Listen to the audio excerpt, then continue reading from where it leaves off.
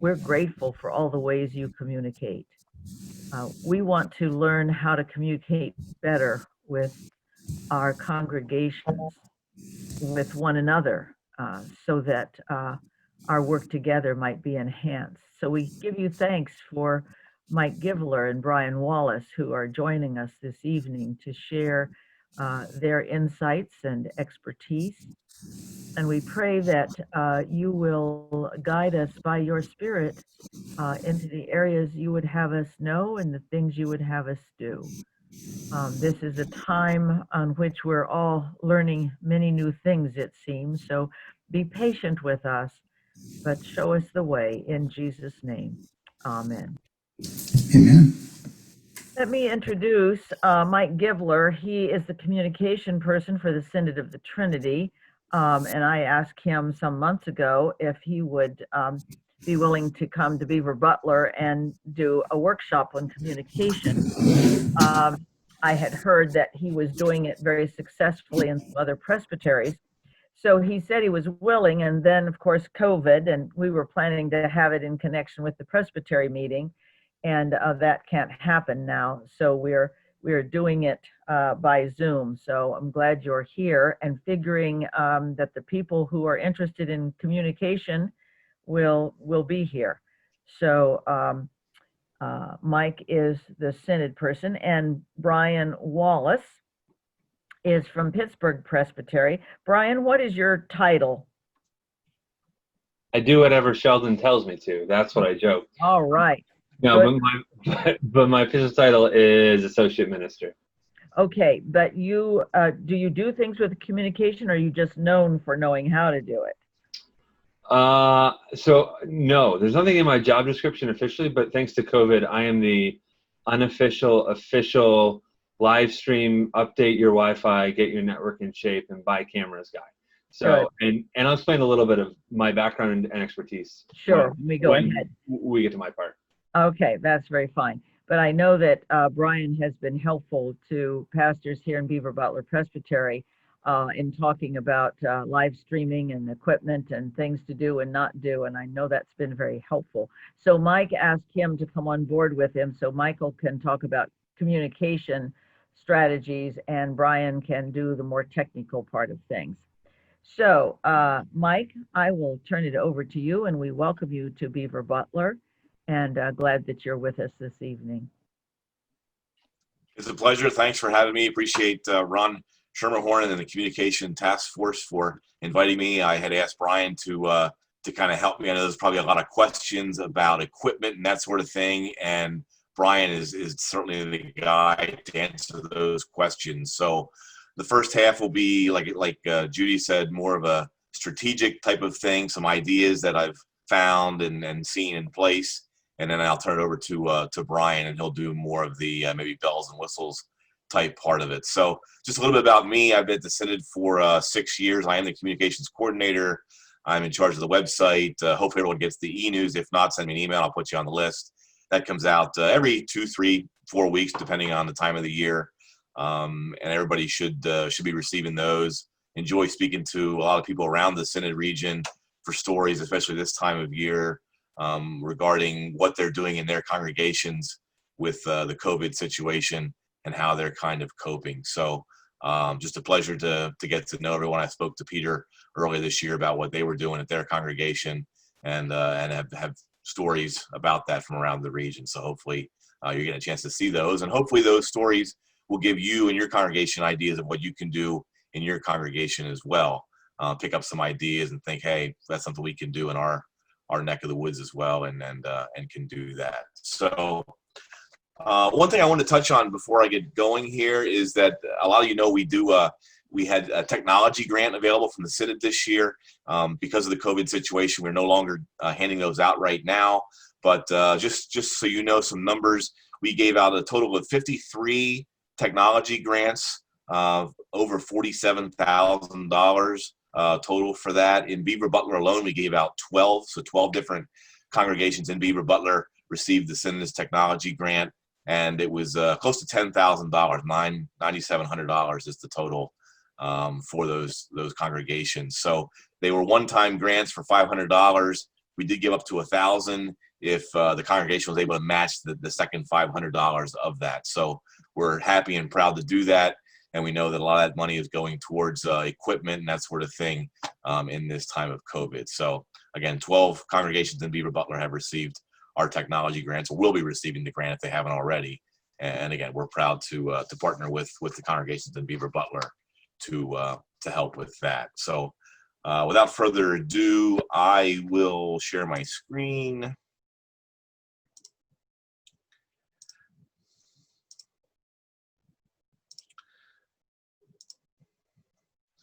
Okay, so this is the communications strategies during COVID-19, kind of a self-title there. And of course, there's my name and Brian's name as well.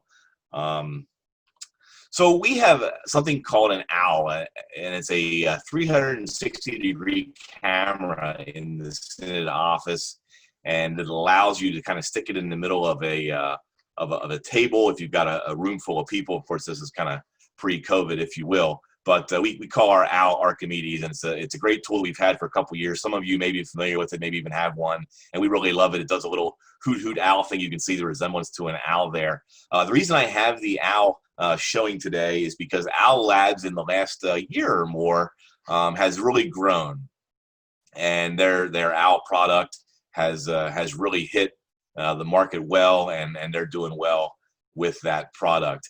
And one of their slogans just in the last year, this was pre-COVID, was "Location is irrelevant." And I have actually wearing a Owl Labs "Location is Irrelevant" t-shirt. And they gave some of those out, and I thought it was a neat little slogan. Little did we know, several months later, a year later, that we would all be digital or online with a lot of our services and meetings and that sort of thing, and making our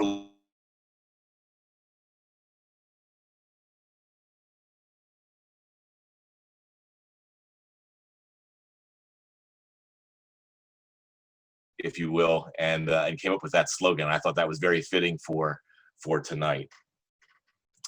One thing I want to start off with, and I mentioned this also at the Presbyterian meeting during my little teaser there, is that we don't use the word virtual for the Synod. I try to, everything that I put out, try not to use the word virtual. And the reason for that is because virtual means not physically existing. And certainly our church services, our worship services, we are physically existing. So it was actually a recommendation from Wayne Yost, our state clerk, that we not use the word virtual when referring to online things. So we use online or digital when referring to something that we're going to have on Facebook or what have you. So I'm not saying you have to do that, of course, but it might be a recommendation that instead of using the word virtual just because it has virtual has a kind of different meaning there, that it's online or digital. Again, our worship services, the ones that are online, certainly are not physically existing. They certainly are physically existing. Our congregations are thriving in this time, and virtual doesn't really paint the perfect picture for what is going on right now. So, how are you communicating to your congregation?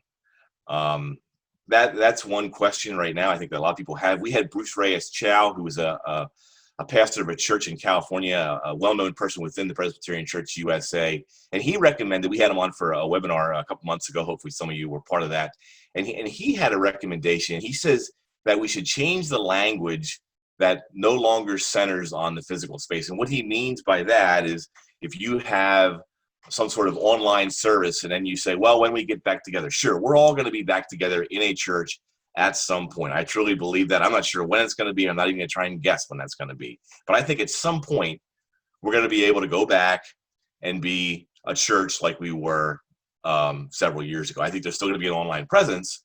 But I think if you start saying or begin to say, when we get back together, that tells the people, some of those people that are joining online from all over the country, we've all seen it. We've had, for those who are having the digital services on Facebook Live or YouTube or what have you, you're seeing the numbers are maybe greater than what your normal in-person worship is. So obviously there's people from around the country, maybe people who moved out of the area, maybe some snowbirds or what have you, who used to be members of your church, or just somebody who stumbled upon your worship service on a Sunday morning. And when you start to say, when we get back together, or continue to say that, it tells people who will never be in your church building that, you know what, we'll be saying goodbye to you soon. So I would recommend that, you certainly want to stay connected with those people, and maybe not use certain wording like that when we get back together, because I would recommend and encourage that even when we are back together, so to speak, in a worship setting in person, that you continue to do the online things. So just be thinking of that, be thinking of the future, and that when we get back together, may not be what people on the other end want to hear, who may never be in your sanctuary. So how do you keep those people who are online? How do you stay connected with those people?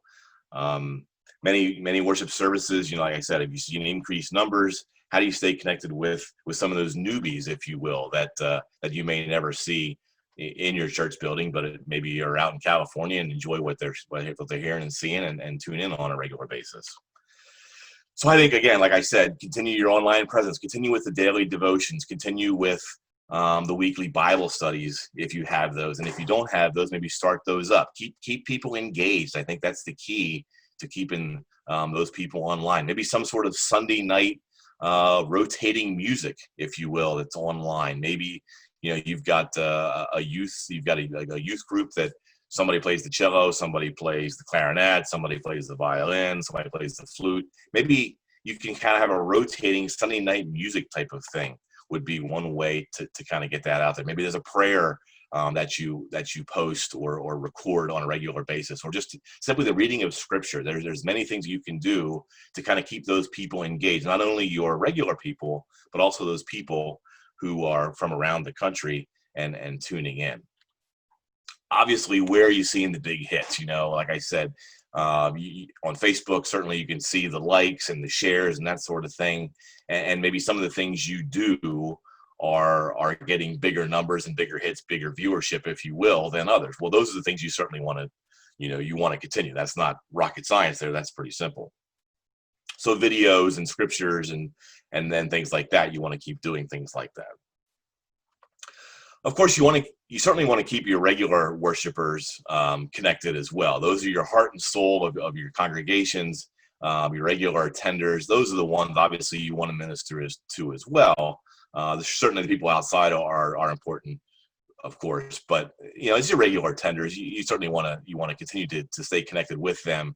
Like I said, they are kind of your heart and soul. And I recommend creating intimate spaces, maybe like a coffee hour, after worship. If you have a Zoom account, they have breakout rooms. Even you could put certain people in breakout rooms. It's hard if you've got 15 people, say, on a Zoom, and they're all talking together. It's not like being in a room where you can kind of overhear and step from someplace to another. But they do have the breakout rooms functions in Zoom that allows you to put 4 or 5 people in a group, and that might be fun for some people. And you could kind of break them up and know who likes to chat. I mean, you've got your people that always seek other people. At coffee hour when they're grabbing their cup of coffee in the morning, you can have a little coffee hour and then put people in rooms so they can catch up that way.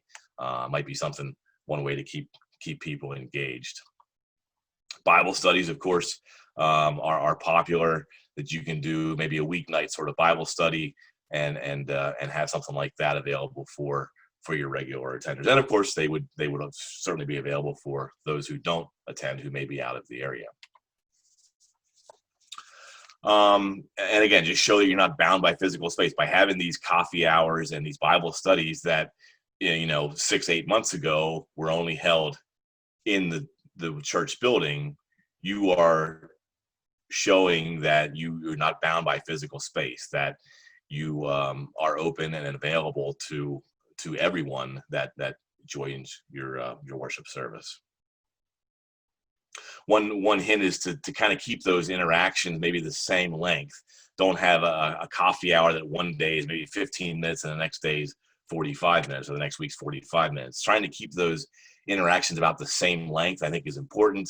it'll improve the consistency with which the people participate. If they know they're not going to be locked into, a hour 15 Bible study, maybe it's just a half an hour, try and keep those times fairly regular. I think that will help people know that, hey, I've got something to do at 7:30, but I can jump on at 7 o'clock and catch 95% of the Bible study before I got to jump off at 7:30 and do something else. So keeping those events about the same length of time is an important thing as well. You can also have regular check-ins with your heart and soul group there.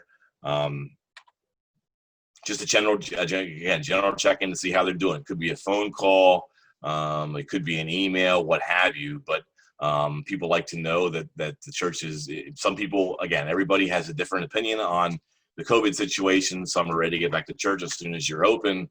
Others are like, well, you know what? I'm in that demographic. I'm in that age group where I'm not sure I want to go out. I'm not sure I want to go to church just because of my health situation. Certainly, you want to check in on them on a regular basis. Maybe you make a list, several lists of the church, break them into certain groups, and hand them out to deacons or what have you, and make sure that they're being contacted on a regular basis. And just, how are you doing? What can we do for you? How can we pray for you this week? Sort of thing. Do they have specific needs? Like lawn care, or does somebody need a grocery run? Possibly. Again, the older population doesn't want to go out if they don't have to. Would prefer not to go to the store, but hey, they got to eat. They got to get their medicine at CVS. They got to go to a doctor's appointment. So asking them, what can we do for you during these check-ins, and maybe having a youth or someone available to help them with these with these needs, like, again, lawn care or a grocery list. Maybe they need some milk or something in the coming days, or some bread, what have you. Just showing that we care about you. We want to know what we can do for you to help. I think is a big connection to your people during this time. Certainly, you want to update them on the prayer, the church's schedule. If you're having online worship, maybe there's a special event or something that week that also is going to be online or by phone that they can get to. Certainly keep them updated on the current schedule. It certainly changes a lot depending on the situation. But during that time of a regular check-in, let them know what the schedule of the church is. Next online event, that sort of thing.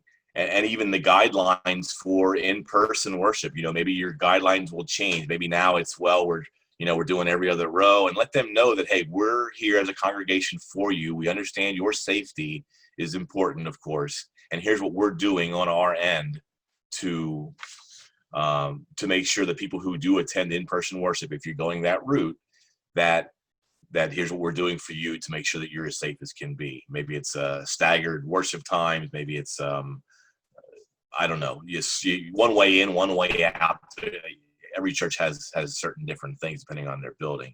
But again, letting them know that, hey, we're doing these things to try and keep our church space as safe as possible. So relay that sort of information onto them. Just have a time of prayer with them. Find out what's on their hearts. Lift those needs up, as I said earlier. And just again, a clear communication of the church's love for them.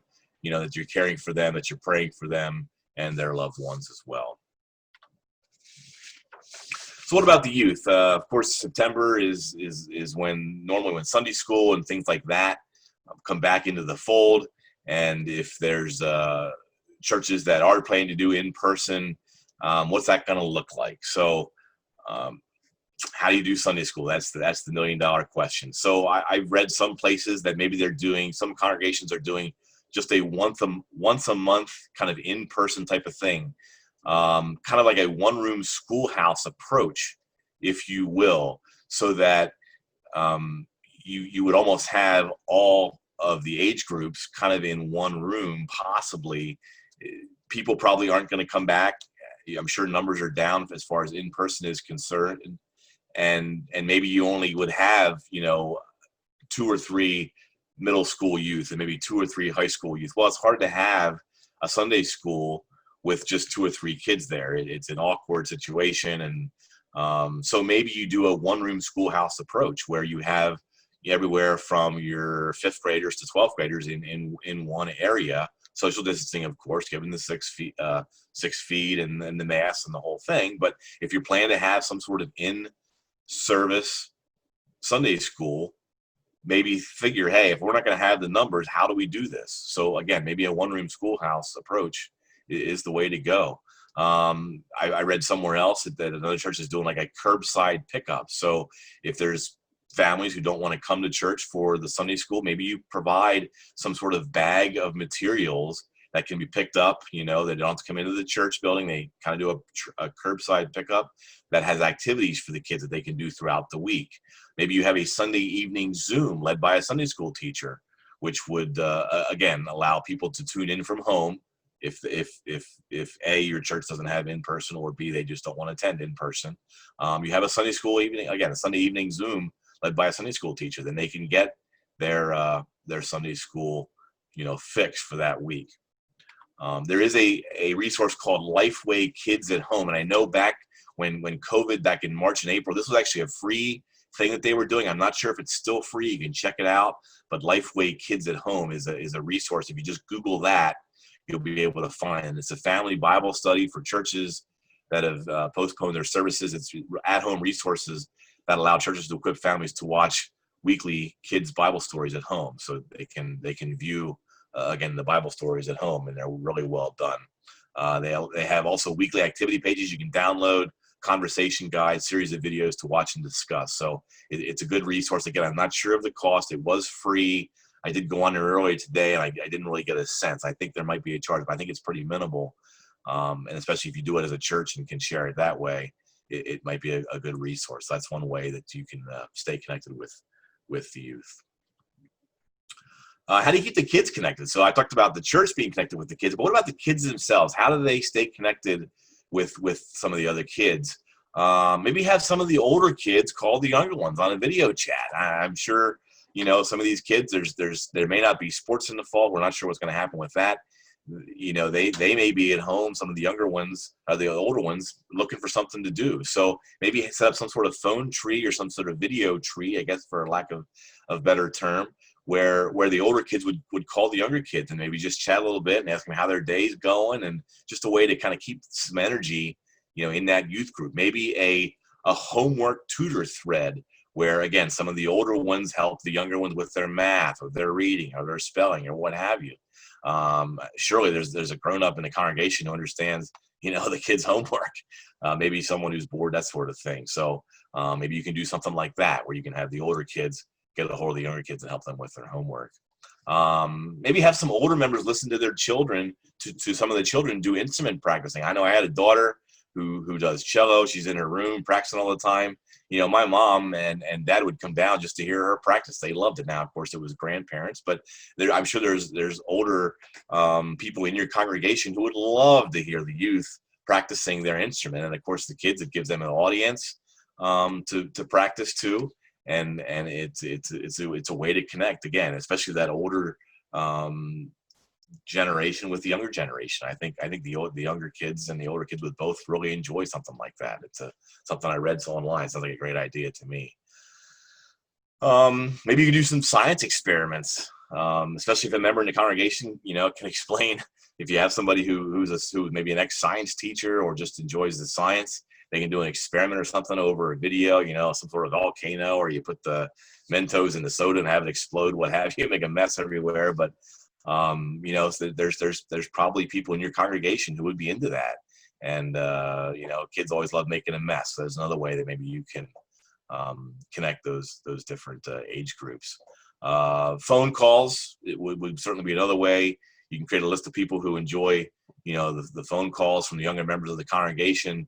Children love to sing, do some sort of sing-along, recite a poem, just ask how you're doing, that sort of thing. So there's a lot of ways that you can connect your different generations in your congregation by doing things other than in-person, face-to-face type of ministries. So what about other outreaches? Here I've listed about and it looks like 9 here, 9 outreaches. The first one would be some sort of after service recap. If you're holding the in-person worship, you're sending out bulletins and things, be sure to follow up with the prayer request. You know, there's always prayer requests for in-person worship. The people who are not attending the in-person worship may miss out on, you know, Sally who broke her arm on the swing yesterday or something like that. So, of course, you've got the, you know, the clearances and that sort of thing. You can't, the medical, the terms escaping me at the moment, but you know what I'm talking about. So you have to be careful about what exactly you can say about the incident, but make sure that, you know, just pray for Sally, pray for Johnny, that sort of thing. So make sure when you're reaching out to your congregation, those who maybe not be attending in person, make sure you include those little details about some of the prayer requests. You can do a phone tree. Freeconferencecall.com is a good one. Obviously by the name, it's free, and you can set up a phone tree that way and keep people connected. Group texting, group me and remind are two possibilities there. Again, group me, that's one word, group me and remind are possible options where you can set up texting trees, and you can text with other people in the congregation. You can take prayer requests online or on the phone and have maybe some sort of digital prayer meeting, maybe a Sunday night or Wednesday evening, sort of a 20-minute prayer meeting where you lift up concerns from the families in your congregation or the community, and just have a digital prayer meeting that will connect everyone as well. Certainly you can do group emails. Oh, I'm sorry, photo challenge is next on number 5 there. Photo challenge. So you could do it when for Advent, Lent, Thanksgiving, Christmas, those sort of things. How do you, maybe the challenge could be on Facebook. How does your family picture, let's say Thanksgiving, and then have them send a picture. Maybe it's a picture of, you know, a turkey with all the dressings, or it's somebody in a pilgrim's outfit or something like that. But it could get your congregation to just show those pictures during those holidays. You know, maybe it's the start of, you know, fall. What do you think of? Well, somebody might post a football picture, or the changing of the leaves or the colors. So that's something you could do on Facebook that would I think unite your congregation and get a lot of activity. Everybody loves to see the pictures and what different families are doing. So you can create some sort of photo challenge that way. You can post a word of the day, and then you can even use a hashtag, like, you know, hashtag picture Lent, something like that. That you could easily just use the hashtag to see different people's responses to your photo challenge. The group email, that's one I had skipped to inadvertently there. You send out a topic that people are encouraged to respond to. Maybe you have a women's group or something like that, and the women's group that is meeting right now because of the COVID situation. So you have a group email. It sounds simple. It sounds like, well, yeah, that's anybody can do that, but people maybe don't think about that as a possibility. But you can hold a women's group and keep them connected, and then people will see the responses. You do a reply all type of thing, and it's just another way to communicate. Maybe for people who don't have Zoom or don't want to use Zoom or don't have Facebook, that sort of thing. It could be as simple as an email chat. The church sign, people kind of forget about the church sign. You've got, you know, your worship times and your situation, whether you're having in person or not, but keep that updated. Keep that updated with what's going on. It not only lets your regular people know, but also the community know, you know, what your situation is, where they can be found. You know, check us out on Facebook, check us out on our website, check us out on YouTube, that sort of thing. So keep that church sign up to date. Secret friends, another option, another idea. You could pair families with people who are stuck at home. Again, that maybe the older population doesn't want to go out. You could pair some families up with those people and encourage them to find ways to interact, play, stay in touch, that sort of thing.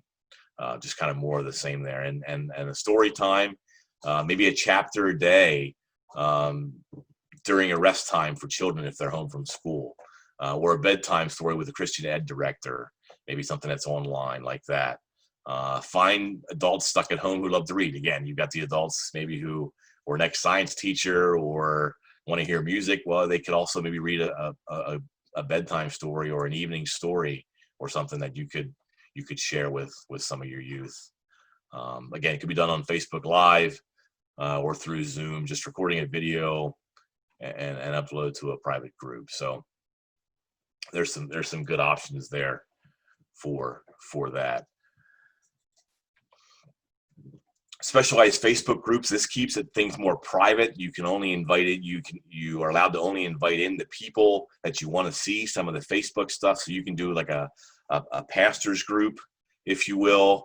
It could be from your presbytery. It could be the Presbyterian pastors just in your area, or it could just be pastors in your community. Even it could be the ministerium, for instance, just a pastors group where you can bounce ideas off of each other and get good ideas for what's working in your areas and in your community.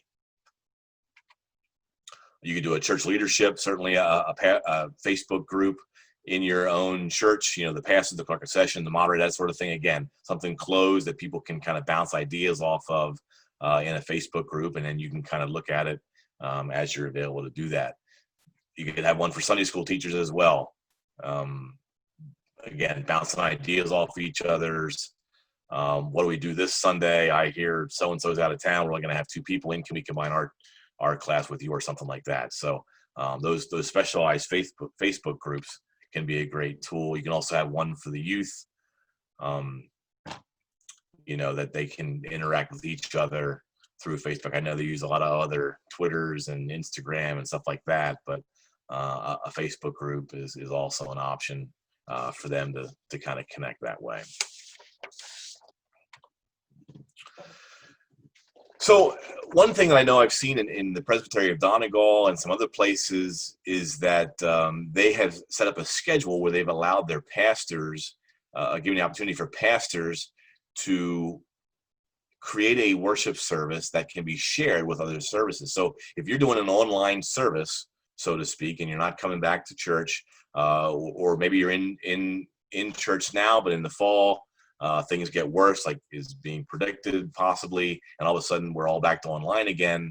How can a pastor take vacation, especially during the holidays when it gets really busy? Man, I just need a day off, or it'd be nice not to have to work to preach this Sunday. If you can have pastors record a worship service, or maybe it's just even just their sermon, and then you could put that sermon and be able to put it into your service. So maybe you even have your own organist. If you have your own organist doing the things and you have your own announcements, and then would you be able to just slide in the sermon from another pastor in the presbytery would allow and give your pastor a break for a week if they've got a vacation planned, or they're just sick, if maybe they're just ill and can't make the service that week. So this presbytery wide kind of sharing of services and sermons, I think, is a good idea for a lot of churches that they can use. And I know, again, the Presbytery of Donegal does it. They have it on their website, just a kind of a listing of here's our schedule for the next month, 2 months or so. If you have a pastor who maybe becomes ill on a Thursday or something, here's where you can go and get a service for that Sunday. And again, it could be the whole service, or it could just be the sermon preached that would be embedded kind of into the middle of your sermon. So you could still have your own element with your organist, with your normal order of worship, but it would include the sermon from another pastor. So that could be a presbytery thing. That could be a community thing. There's a lot of options there when it comes to that. So just something to think about. I know a lot of churches are going back to in-person worship, but again, if this happens to get worse in the fall around Thanksgiving, a lot of colleges, I've already said they're not going to be going back to class after Thanksgiving because of a possible spike in COVID. So be thinking ahead, as if we possibly go into another time when we're worshiping at home exclusively. How do you maybe give your pastor a break by having a service available from someone else? And how do you do that? Some of those tools are out there where you can kind of paste things together. So if you have your organist and your opening announcements, but you want to use the sermon from the guy next door, how do you do that? We use a program called Wondershare Fillmore. Now, it is a little tricky to get onto, but once you're onto it, it's really a fairly easy thing to use. They have all kinds of tutorials that you can watch. I'd be happy to share my knowledge. We use it every now and again here at the Synod, and it's something I had never used before and really was able to catch on to quick. So that's a program where you can splice and put videos and things like that. Even if you want to have different people reading maybe the scripture for that sermon for that Sunday, you can bring in, have somebody record the scripture reading, and then you can splice that and put it into your final presentation or your final worship service that day. So Fillmore One to Share is something that we've used. It's fairly inexpensive. I think I looked today. It's like $40 for an annual subscription, and like $70 for like a lifetime plan, I think was what I saw on there. So it's fairly inexpensive. $70 for a lifetime of being able to edit some videos is pretty cheap. It sounds cheap to me. You can do some of that stuff on YouTube. You can't actually, that I can see, you can't actually add things to YouTube, but you can like edit out things, but you can't actually add. But YouTube, if you have some things on YouTube, you can also do things like YouTube. So I'm looking at the clock here. I'm about 7:38. I went a little bit over my time. I was hoping to go about halfway to give Brian some time. So those were the things that I had listed here as possible things to consider as we head to the fall. I'd be happy to take some questions if there's any questions, and maybe you're saving all the questions for Brian and what he has, but I'm happy to take some questions if there's anything. Mike, this is Linda Yeah. Slat. I've been listening. My video is not up. I'm actually communications administrator at the Trinity Lutheran Church where Doug Gebhardt is, and Okay. he's part of Presbyterian, so he connected me up with you. We are using Facebook, our business page right now, to publish our Facebook Live services, and we've already taken into consideration the security measures of not speaking people's last names whenever prayer requests are given, or we haven't had children in video. So we're using that currently, but it's my understanding that we can't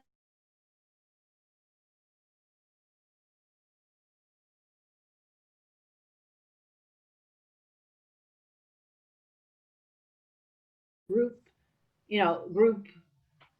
Facebook groups without establishing like a personal Facebook. Well, I know the synods. So when I started the synod 6 years ago, I created a Facebook page for the synod, and about 2 years later, they caught on to the fact that my name was not Synod of the Trinity, and they made me make it a personal page. So I believe that the Facebook accounts have to be a personal page or a personal account, and you make business pages off of that. But I think you could create a separate, like, closed Facebook group off of that, if that makes sense, if that answers your question. Brian, do you have any input on that? Yeah, I mean, normally it's been my experience that you can comment as a page, but I don't think you actually can own anything as a page. So, but where you actually want that is you typically don't want, like, any kind of group that's going to be for your church. You should have multiple people as the administrator, because you could lose access to it.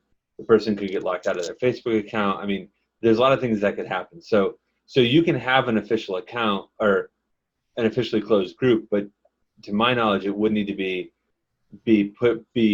administrated by real people, not pages. This is Peter DeVries. I can just speak to it because what you want to do is exactly what we're doing at Old Union. We do have a Facebook group for our church. We've had it a while, so I don't know exactly how we put it together. It had been open, but we closed it exactly for the reasons you're talking about, just for privacy issues.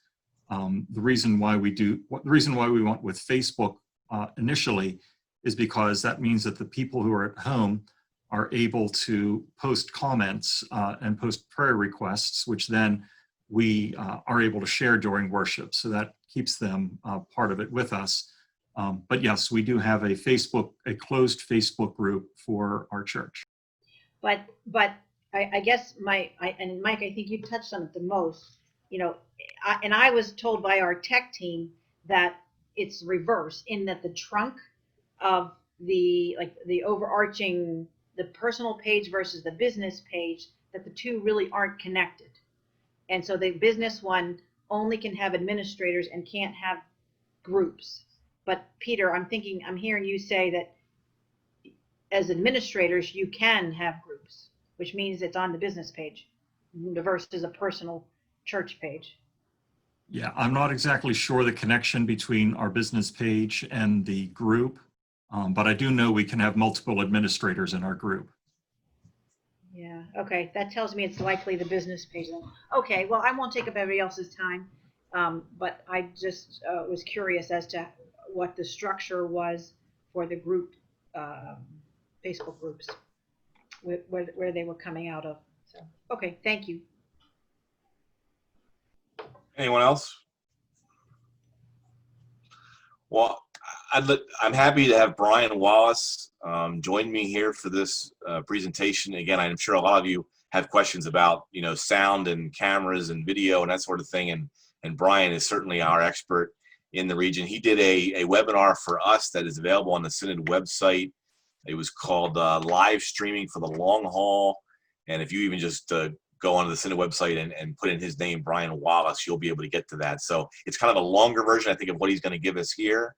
If you happen to miss something, of course, this is being recorded as well. But Brian is certainly very knowledgeable, and if you email him, I'm sure he'll get back to you. So without further ado, Brian, take it away. Hi, friends. Give me just a minute to get my screen share set up here.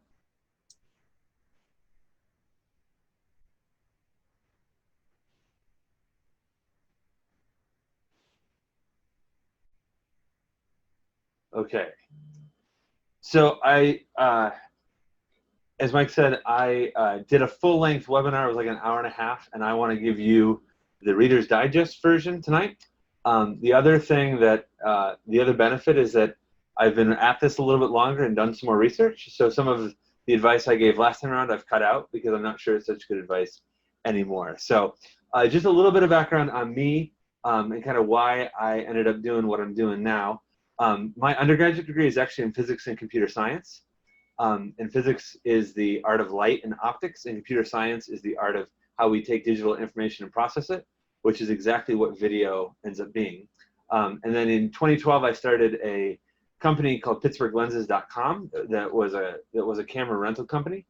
And for 7 years, we rented camera equipment. We rented it to everyone from people who were going on vacation to we worked with a couple people you might recognize. We worked on a project with Will Smith when he was in town shooting a movie. We worked with the BBC, and we worked with Dancing with the Stars. So we worked with a whole range of people, but that gave me a chance to get to know the spectrum of video equipment really, really, really well. So what I want to touch on quickly tonight is a broad overview, just to let you know, like, as you think about live streaming, some of the things you need to keep in mind. What I will say is that I believe that live streaming is going to be the future for our congregations in one form or another, because even once there's a vaccine, there's going to be a time in which, that vaccine is being rolled out, we're going to end up doing a lot of things hybrid, where we're going to have some people present in person, some people tuning in online. I think also one of the things that we should learn is, especially for young families, online worship has opened up an avenue for young families that when they don't have to, get 3 kids under the age of 5 out the door on a Sunday morning on a cold February, and they can tune in, they're going to choose to tune in. So for a lot of reasons, I think long-term, we need to be thinking about how are we going to allow people to be present in worship without being physically present, while also having people who are physically present. So, but the first thing I want to do is ask you a question. It's this: what's the most important part of a bridge? And the answer to that question is easy. All of it. There's no part of a bridge that isn't important. Unlike a road, where you can have a bad section of road and be okay, if you have one bad section of a bridge, you're in trouble, because bridges are built on the idea of being able to depend on one another on each part of the bridge, depending on the other parts of the bridge. So if you have one weak link in a bridge, then you're in deep trouble. Well, that's how live streaming works. You can have everything right but one thing, and it can take it all wrong. So here's kind of 3 things that I want you to think about. Number 1, live streaming is complicated, and it's multifaceted, and with numerous ways that it can go wrong, even if it worked perfectly the week before. That is the nature of doing any live production, period. The second is the best live streaming solution for your church is entirely dependent on your context and ministry goals. And the third, most important element for live streaming isn't technical, it's human resources. What you and your people know and can do it well, right? So one of the things that I've had conversations with the churches that I've worked with so far is, what do your people know? And they said, well, we've got a guy in our church who loves Sony camcorders. He thinks that we should buy a Sony. You say we should buy Canon. No, you should buy what your people know and are comfortable using. So human resources is actually the most important thing. What you need to realize is that there are 5 parts to any live streaming. And that is the recording of the image, the capturing of that image and sound, the broadcasting of it out, the connection from the broadcasting out to your internet service provider, and then out to the internet or your upstream internet connection. So there's 5 different steps. And if any of these steps go wrong, you don't have a live stream, period. Digital communication, unfortunately, ends up being an all or nothing type affair. So here's how it looks for those of you who are a little more visually oriented. You, if you're a pastor, are up there presenting, and you have 5 technical aspects where it's being recorded, captured, broadcasted, sent across your local network, out to the internet, and out to your people. So I want to give you a real quick overview of like the 5 different pieces and what you most need to be thinking about. Number 1, you need a camera. Got to have at least one camera. There's kind of 4 different options. The type that I like the best, actually, are good old-fashioned traditional camcorders. I like them because they're good for all-around use. They come with AC power. They offer something that's called clean output, which basically means that they can be connected into a streaming device. And they can be remote controlled. And for all those reasons, I really like traditional camcorders. The church that I call my home right now for worship, this is the path that we're going. We're installing traditional camcorders. And the other reason I like traditional camcorders is that they're multi-use. So you're not stuck with something that can only be used in your sanctuary. You could take it down off the mount and live stream from your office on Tuesday, or you could record a presentation. Like, it provides some flexibility. The next is something called a designated streaming device. 2 examples are Mevo and Sling Studio. These are both really nice. They actually can end up being more expensive than kind of a solution you piece together yourself, but they are very nice. They're small, they're very portable. They do tend to be limited to streaming though. That's the downside to these. They're really kind of good for streaming. They're not really good for kind of some of the multi-use, but they can still be really, really handy. PTZ cameras are what, if you work with a contractor, they're going to recommend PTZ cameras. They are those really small cameras that you see mounted. They kind of look like a surveillance camera. They're really good. They're small, they're wired, they're easily mounted, but they're expensive as heck. PTZ cameras easily run north of $1,500 to $2,000 for kind of the entry-level ones. And then cinema cameras get into the biggest budget range. This is in the $3,000 to $5,000 to $7,000 per camera range. But if you're in a big setting with bad lighting, they're your best options. For most of you, you're probably going to be wanting to think of the traditional camcorder or maybe a PTZ camera, depending on your situation. After that, I should touch on this. You're also going to have to think about a lot of other pieces. How are you going to mount it? How are you going to power it? Where are you going to run cabling? But I don't want to get too much into that now because of time. Sound. The most important thing in a live stream is actually not the video, it's the sound. No sound or bad sound renders your whole live stream useless. The best thing you can do, bottom line, is find a way to take your existing sound system and feed it into the live stream. Some churches end up trying to get like 2 sets of microphones and all this stuff. Don't do it. It just adds another layer of things that can go wrong. Find a way to take the output from your sound system, whether from your soundboard, even if you have a very basic amplifier system, find a way to take the output and feed it into your live stream. That way, all your existing mics suddenly become part of your live streaming setup. The one thing you may need to keep in mind is that oftentimes in our sanctuaries, our music is not mic'd. And what that means is our organs do not tie into our sound systems. and you may need to actually install an additional mic or two to pick up sound from your choir and from your instruments.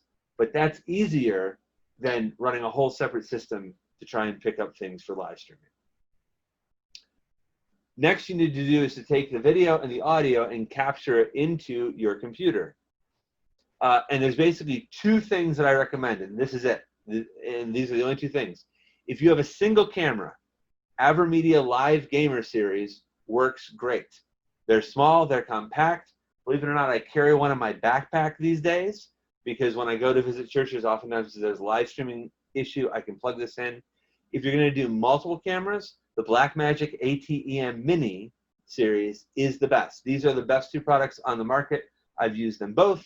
I own the AverMedia series. I'm actually using it right now to broadcast to you. And Pittsburgh Presbytery, we actually purchased the Blackmagic ATEM Mini for our online presbytery meetings so that we can balance multiple cameras at the same time. The number one thing that you want to make sure that you look for, and both of these fit this category, is look for hardware encoding or hardware encoder, something that takes care of processing the video itself rather than asking your computer to do it. You can get away using a older or lower end computer to do live streaming if you get the right streaming device, because they can do all the processing of the video so that when it comes into your computer, it's all ready to go, just as if it came from a webcam, okay? And that's the easiest thing to do, is to make sure that it can come in like a webcam. Usually you're going to use a computer. There are some dedicated streamers. I don't recommend those because they're complicated, and again, they're very single use. And for starting out, use a laptop. People know how to use a laptop. But what I like the most about the newest streaming devices is that they show up like a webcam. You don't need to use broadcasting software. You can go onto Facebook, you can go into your church's page, click go live, and it pops up right there and you're done. Down the road, you may want to look into using a program like Open Broadcast Systems, which will allow you to put lyrics on top of it and broadcast on announcements. All that's great, but to start out, you want to get a simple solution and build up rather than trying to build a perfect solution from the start, because a lot of things can go wrong. Remember what I said. So you want to experiment and take one step at a time rather than trying to build a whole system and setup and then have to troubleshoot 17 things that could have gone wrong. The last two are perhaps the most important and the most overlooked. You can, again, have a great camera, great sound, capture it in, broadcast it out, but if you don't have a good network connection, it's all going to fall flat. And there's two network connections you need to think about. One is the connection in your building from wherever your streaming device is out to wherever your internet connection, your internet router comes in, okay? Wireless networking is super convenient and not the best technology in the world. It is inherently unstable, it's inherently a shared medium, and it's not what I recommend for any kind of streaming operations. Sometimes it's inevitable. You don't have a choice. I understand that. But if you can, wired network connections are so much more stable than wireless. Again, a lot of you are saying, there's no way to get a wire up to where we are. I understand. Then do wireless. But if you can, wire it in. It's far, far more stable. The second thing is the upstream internet connection. How much capacity do you have from where you are out to the internet? You may have, so for example, if you have Armstrong, Armstrong will advertise 50 megabits per second for your speed, and then tell you you actually get 50 megs download, only 5 megs per second upload. That's not enough. So you need to figure out your upload and your download speed. And what I encourage you, the first thing, if you're even thinking of live streaming, before you do anything else, buy a camera or anything, go to www.speedtest.net and run a speed test connection. That will tell you how fast of a connection you have, download and upload. And what I'll tell you is that if your upload connection isn't at least 10 megabits per second, then that's not going to be enough in order to do live streaming. So start there. If nothing else, do a speed test and figure out what you have. I did this from my house. As you can see, I have lots of capacity and bandwidth, no problem for live streaming, but it's really important that you start out there. So you want to make sure that you've got a good connection inside your building and a good connection outside of it. And the way to test both at the same time is to do a speed test. And if that comes up 5 or 6, that's not enough. If it comes up 20, you're probably good, okay? So I wanted to show you a couple quick solutions so you have an idea of pricing. Here, this would be a basic setup with a single camera. It's a cheap Canon HD camcorder. This is finding a way to pull audio out and feed it in. It's using a pretty basic capture device, an existing computer you have, existing Wi-Fi, and your existing local internet service provider. You can do it all for about $500. And miscellaneous items include a tripod or a monopod, something to kind of set this on. And for about $500, you can get there, assuming you have an existing computer, your Wi-Fi is fast enough, and things like that. But equipment-wise, you can get there for about $500. This is nice. It's a good basic camera if you've got a well-lit sanctuary. If your budget is really tight, this is a great solution to start with. If you've got a little better option, a little bit bigger budget, I say go for a little bit better camera. If you've got a dark space, this camera is going to do better for you. And the better camera will go a long way toward improving the image quality and having it not be as grainy when you're doing live streaming. My actual recommended setup is this one.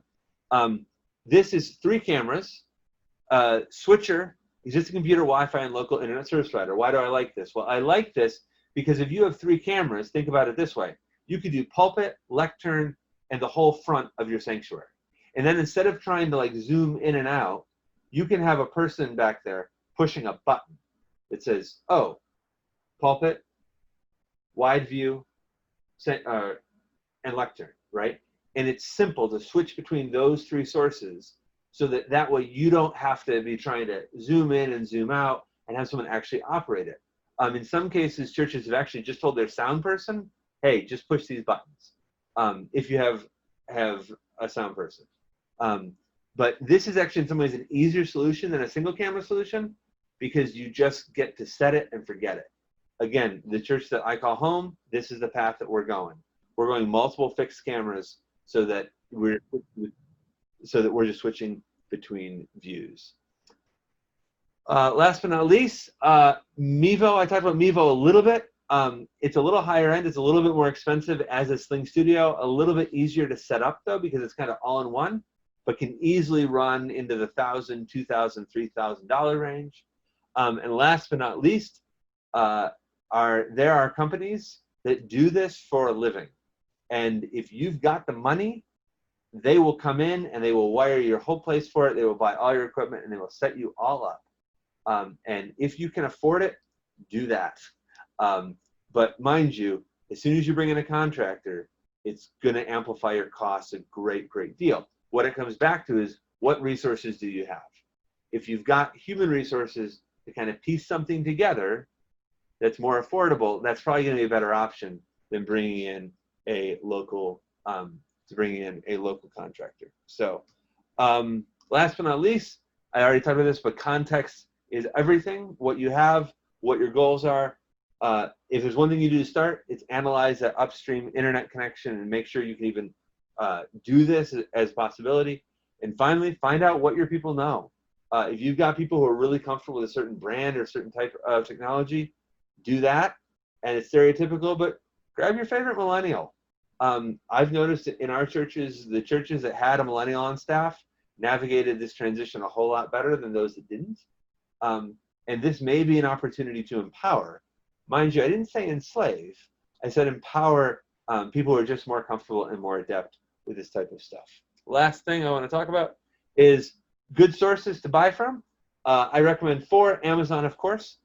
B&H Photo is a large photo video technology company based in New York City that carries a lot of this stuff. Newegg carries more of the computer side equipment, and Adorama is another camera supplier also based in New York City. And that's it. And at this time, I will take any questions you might have.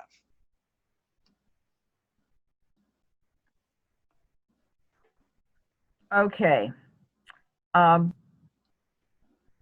want to say, Bonnie, I know from our pastor's check-in that you've said this is kind of new to you, and boy, if you're not overwhelmed, I sure am. But here's the encouraging word.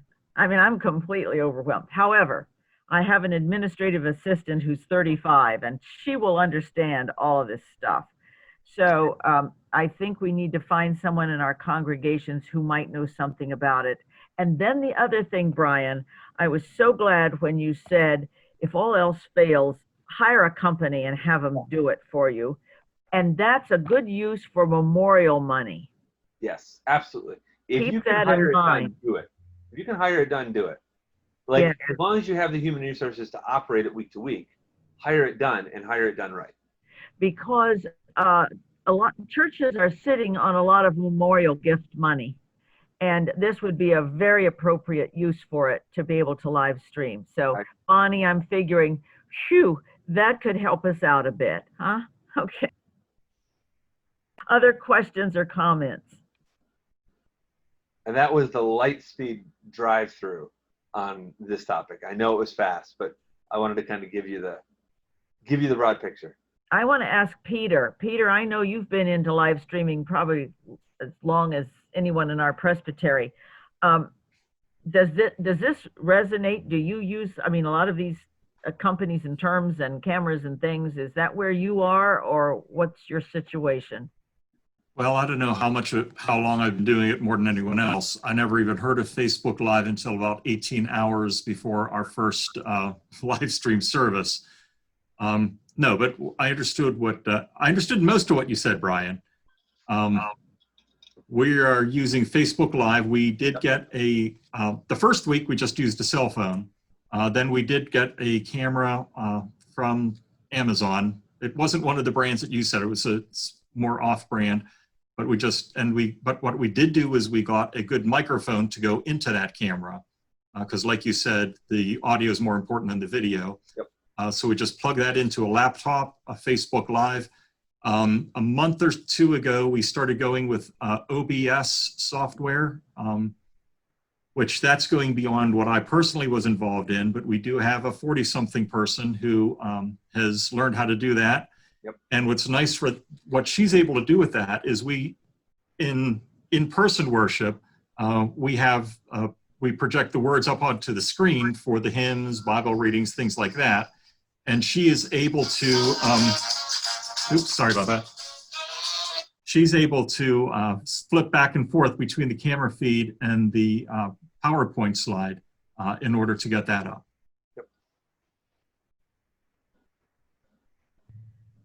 Yeah, David. If I can ask just a technical question, although Peter's on the phone right now, I'll ask you, Brian, instead. So, we have a lot of churches that are doing, and the best we can, struggling with it, and there's 40 in worship normally before COVID, and they're trying to adapt. In your home church, which you call church home right now, you have, I think it's a bit larger, but you have a team of 2 or 3 or 4 people that are brainstorming all of this, because of course a lot of churches have at best one person that's semi-knowledgeable about it, and we hate to lean on them all the time, and pastors are feeling they have to learn this stuff, and it's beyond the comfort zone for pastors. So I'd be interested a little more in the soft details of this as well, the fostering of relationships in churches that you've observed to help develop a group of 1 or 2 or 3 people that can in fact deal with this, and it's not the pastor running around trying to do it every Sunday morning as well, which I think is a formula for burnout. Absolutely. Yeah, well, and it's not only a formula for burnout, it's a formula for disaster, because you are both the preaching, leading person and the person who knows how the tech works. Try as I may, I can't be in 2 places at one time, and I've tried. And it ends up being a real mess when all is said and done. So I think it comes back to this. What will work best is what your people know. So the congregation that I served for 10 years, we had a great sound guy. So I never had to learn sound. I still don't know the first thing about soundboards because they just did it all. And if you have somebody who, that's so your second move after you sit down and say, all right, do we even have the internet connection to try Right. this, is to begin to do an internal inventory of who do we have who has some tech knowledge and what do they know. And that's kind of where you start. In my world, and again, we tend to deal with larger congregations that often do have more staff. Our youth pastor friends are joking that they suddenly got a new job on March 15th. Yeah. It was Yeah. youth pastor and audiovisual expert, right?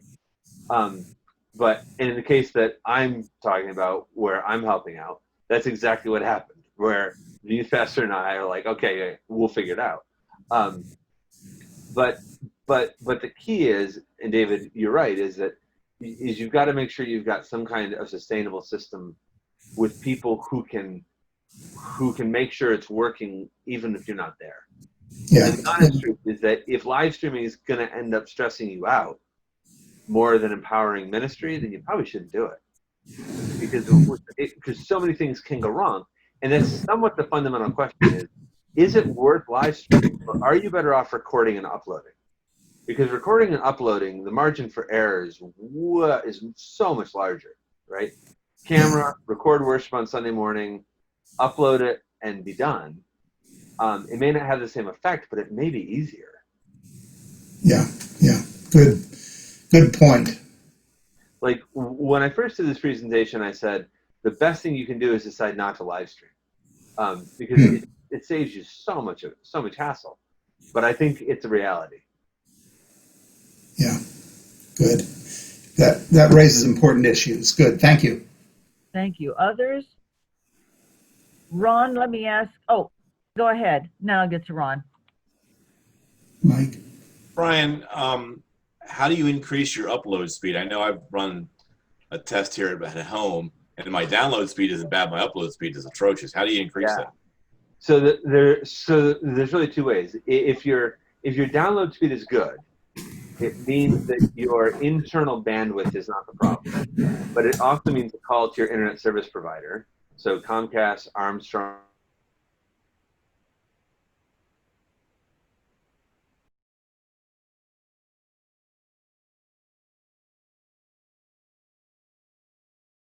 or else they'll be like, yeah, we'll bump you up to our next package, and the next package may not be it. This is a real challenge for some of you who are in more rural areas, where you only have options of DSL, because DSL tends to have dreadfully slow upload speeds. And there's really not, at that point, there's really nothing you can do, to be honest. The only thing that you can do is you can stream audio only, because audio only streaming takes far less bandwidth than video and is far easier. So even if you can't do video, if you're on a DSL connection that has maybe 1 megabit per second up on a good day, you can stream audio even if you can't stream video. Ron, I was going to ask you about what you all are doing at your church. Seems to me you have some folks that are on top of this, so you don't have to worry about it. Am I remembering correctly? Well, yeah, probably as much as Peter does. We actually have a designated person for AV in our church that we have done. We appointed her a couple of years ago. She is a 30-year-old and brilliant when it comes to this kind of a thing. But we also have a fellow that has his own business on the side that we kind of keep as a retainer, on a retainer that comes and makes suggestions to us. And it's very much along the lines, Brian, of what you've been talking about. I think you're very much on target there. I'm interested on another level, and I don't know what you folks think about it, but we're building a new tech team, if you will, in the Beaver Butler Presbytery, and I think from that it would be good to have a couple of folks that would be willing to be folks who would be willing to run into some of the smaller congregations or any of the other congregations, any congregation, and to say, here are the suggestions that we make, and kind of take the information that you've given, and you help the smaller churches and all the churches really to to move. My only word of caution, and I'm all for peer resourcing. My only word of caution is that it is not an unusual story for churches to buy something or be told to buy something, buy it, get it, and once the trainers leave, still have no idea how to use it. Right. Right. That's my only word of caution. It's a great concept in theory, but are you going to have the people there who are going to be able to learn it and learn it well? Right. I think most congregations do have that one or two young people that are very knowledgeable about that. You don't have that, Bonnie. Yeah. Any?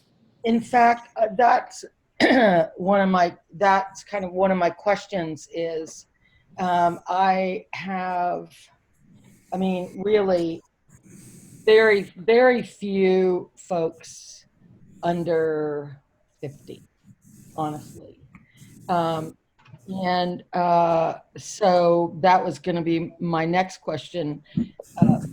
Brian, is if live streaming is so complex and you need a team, is it just better to possibly just record and upload it later? Absolutely, 100%. Because in one of the churches, they absolutely want to live stream, but there isn't anyone who's interested in finding out anything or volunteering or doing anything. And I can't do it as pastor, especially going between two churches. Yep. Yeah. The other idea that a couple people I know have toyed with, and it's an interesting one, is to simply move to the model. Not that we all need more to do, but of simply doing two services, doing an online service and doing an in-person service. And maybe do your online service, Monday at 9 a.m. if it's mainly a certain crowd, if you can get away from Sundays. Like that's one other thing is that, can you have an online ministry option that's maybe Thursday or at some other point during the week that people could tune into through Zoom and just kind of try and find a different avenue. Again, none of us need more to do, for sure. But if you can minimize the prep for that, then that may be another option to consider, especially if the idea of downloading, doing basic editing and uploading just doesn't appeal to you either. Like if you rather have, 25 people in church on Sunday morning and 15 people on Zoom at some point during the week, that might actually be easier and more rewarding for people than trying to do more, because part of what I think is I don't think a lot of us went to seminary to edit videos. I think I'm in the vast minority of people who love to do video editing. So in some cases it's just easier to not and just say, all right, look, we've kind of gotten this Zoom thing going. Let's see, maybe this is the mode that we need to keep for a while. Brian, you've just confirmed that you're crazy. Well, I mean, it's true. But what's the difference? I'm only kidding. Do we have other questions or comments? And from our online phone folk, you have any questions or comments? Or Ken, we haven't heard from. Ready? I was on a meeting this afternoon with Vital Congregations from Louisville, and it was interesting to hear about you were on one of Mike's earlier screens having a prayer meeting online, and I thought that was just a wonderful idea. And you should have heard the comical stories about how uncomfortable people are with silence at a Zoom meeting. Oh, it was tearful. It was so funny. Some of them, I mean, they're tapping things, they're hitting the screen, they're wondering, they're calling out. It was good, but I thought that a prayer meeting, a prayer Zoom meeting, sounded precious. I thought that was real. and give you something to laugh at. So thank you for hearing me. Yeah, Judy, you had asked me to comment on the things that our church is doing. I'm doing a Thursday morning. It's a pastor chat, and that's live stream just from the church, where I kind of go over the sermon from Sunday, and I said I do it on Thursday because it gives you Monday, Tuesday, Wednesday to kind of let everything sink in, and then we sit for about 45 minutes, and uh, as you do it on Facebook, as Peter has said, you can see the comments that are coming in, and then I just answer those questions, or if anybody has any comment there. Saturday mornings we do a church gathering, we call it, and it has ended up being very much a time of sharing prayer requests, keeping people up to date. So that's been very effective too, and I send out emails every other day at the very minimum. So all the things that you guys have said to us are very, very valuable, and don't really take a lot of people. If you have a phone that can do that, you can do pretty much any of those things, or a computer. So What do you do, Brian and Peter, when you're doing live streaming and it just crashes on your Sunday morning service? What do you do then? I mean, like what happened here last Sunday and 2 or 3 Sundays ago? That's what I've heard, that last Sunday, Kelly and Tom both said theirs crashed. Yeah. So it must Well, have if been it crashes, you just start up a new feed again and hope people come back in. Or, that's what we did. And you might lose a few people, but most people will tune back in. And they're really glad because the first time it happened, it was during my sermon, so they really didn't miss anything. So does that crash not last a long time then? You usually can pick back up? Well, what it takes is whoever's running the, well, in our case, the camera and the laptop, as soon as she notices that it crashes, she just simply has to initiate a new live feed, live video feed. Okay. And the other thing is, some Sundays it just doesn't happen. So this is Linda again. I did have one thought that I would share with you because it was worthy for me. As communications administrator at the church, I looked to the Synod communications administrator as my mentor, and I've only been in the role for 10 months, and so I, have asked questions. And one of the things that she said to me was, she said, "There's so many options out there in the way of connecting and communicating with your parishioners." She said, "I suggest you just pick 3 and do them really well." She said, "Don't feel that you have to do all the different Twitters and all the different things." She said, "Know your audience, know your, what they're able to do." And she said, pick 3. And so for me, like, we do Facebook Live, we do the website, and we do a weekly email blast. And so that really resonated with me, of just stick with those 3 and do them really well. So I pass it on for whatever it's worth. Thank you. Less is more, right? Yes. I have another question, Judy. Yes. It's concerning CCLI and licensing issues. I know Peter's very knowledgeable about that, and I'm sure he can fill us in, and that would be great. It's baffling to me, and I don't know why it's baffling to me. I suppose you go to CCLI and you get the best license you can get. And well, here's the deal. Depends on where you are doing your live stream. If you're doing it, I know for certain with Facebook, and I'm pretty sure with YouTube, that they have agreements with the huge umbrella organizations of musicians. I forget what the initials are now, but that will cover not only hymns, but that will cover, what we were worried about was piano arrangements for our pianist, or organ music, how we were going to be covered for that. So Facebook has an agreement with all these umbrella groups, these 3 umbrella groups, that any music that is, again, you can't be monetizing off of it. But if it's being streamed on Facebook, you're covered. Okay. And I think that's the case also for YouTube. What I did then, just to make sure, a pianist gave me a list of about 20 different music publishers that she uses. Every single one of them was covered. So that's, if you're, again, Facebook, and I'm pretty sure, well, you'd have to double check with YouTube, but because I wasn't specifically looking for that, but you're covered. Okay. Yeah. Thank you, Peter. Good. Now, if you're doing it on your church's website, which is way beyond what I know how to do, then that would be a different story. Yeah, and you don't actually want to ever host on your own website, ever. Yeah, I had heard that too, Brian. Ever. Yeah. I don't know why that is. Maybe you can explain why. Sure, because the cost.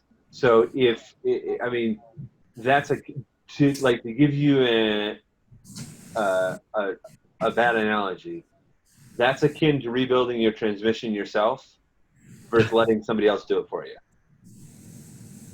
So that would be a disaster in my case. Right. So like these streaming services, like this is what they do, and they have the platform, they have the equipment, they have the availability. And the other thing is, like, if one of YouTube's servers goes down, YouTube has 10, 15, 20 other servers. If you're trying to self-host video on your own system and stream to it, and their server goes down, you're done. So take advantage of Vimeo or Facebook Live or YouTube Live. Like, use one of the services to stream. Absolutely. Okay, thank you. Any other comments or questions? And we'll wrap this up, but don't want to cut anybody off. Okay. Ron, may I call on you to close us with a word of prayer, please? Put us to bed tonight, okay? I unmuted myself before you even asked me. Oh, see, God is working. Good. You were going to ask me. I knew that. I knew that. It's the spirit. Same wavelength. Yeah. Again, Mike, we just appreciate you coming. We appreciate your knowledge. Very, very important. And Brian as well. I just hear amazing things about Pittsburgh and what you're doing down there. So thank you so much for taking the time to be with us. Thank you so much. Okay, let's pray. Gracious and eternal God, you are our Father, and you lead us in ways that sometimes we cannot predict. I don't think any of us would have ever dreamt that we would have this kind of a conversation a year ago or 8 months ago, and yet here we are. The world around us is changing. Things around us seems to be constantly fluid. Lord, help us to stay on top of things, because the most important thing here is not our own individual church, but the message of the gospel, and making sure that folks hear it.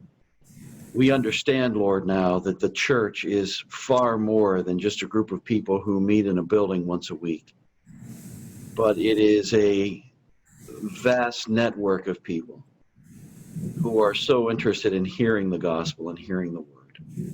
So, Lord, open our eyes to them, open our eyes to the needs in our communities and in our world, and we'll give you praise for what you do through Christ our Lord.